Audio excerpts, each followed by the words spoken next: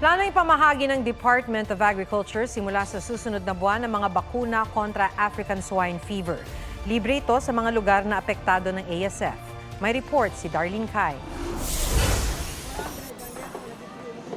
Kakaunti na nga ang karneng baboy na itinitinda ni Elizabeth pero hindi pa rin agad maubos. Sa Mega Q Market sa Quezon City, 35 pesos ang itinaas ng kada kilo ng karneng baboy kung ikukumpara noong umpisa ng taon. Siyempre, mas maganda yung bumaba ang baboy para ma-afford ng mga tao. Sa pinakabagong datos ng Philippine Statistics Authority, halos doble ang bilis ng pagtaas ng presyo ng karne nitong Hunyo kumpara noong nakaraang buwan.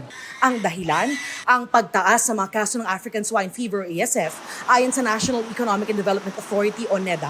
Kaya mahalaga ang bakuna kontra ASF na planong ipamigay ng Department of Agriculture ngayong Agosto hanggang Setyembre. Makukuha na kasi ng gobyerno ang unang batch ng 600,000 doses ng bakuna. The controlled rollout is set for the third quarter of 2024, prioritizing eligible commercial farms, semi-commercial enterprises, and clustered backyard farms that are very important. Under strict BICE supervision, this initial rollout is strictly voluntarily. 350 million pesos ang nakalaang budget para sa pagbabakuna. Uunahin daw ang mga lugar na may aktibong kaso ng ASF. Sa tala ng Bureau of Animal Industry, 18 probinsya ang may mga aktibong kaso ng ASF. If the vaccine is really effective, people will now invest again.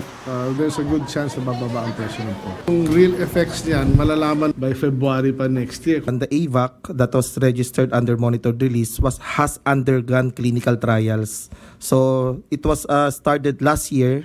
So medyo matagal-tagal, almost 2 years na rin po sila nag-a-apply. It has been proven 100% safe and efficacious. Darlene Kai, nagbabalita para sa GMA Integrated News. Huwag magpahuli sa mga balitang dapat ninyong malaman. Mag-subscribe sa GMA Integrated News sa YouTube.